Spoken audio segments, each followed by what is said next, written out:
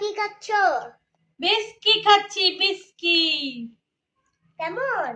এটা কেমন কি দিয়ে বানায় জানো?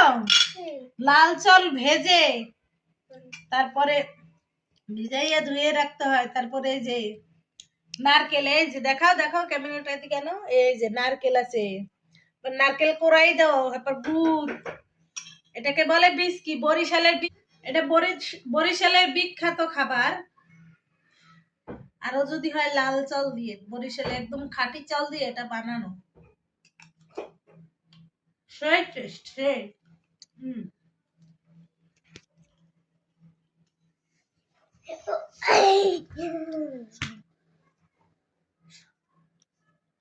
হ্যাঁ দেখো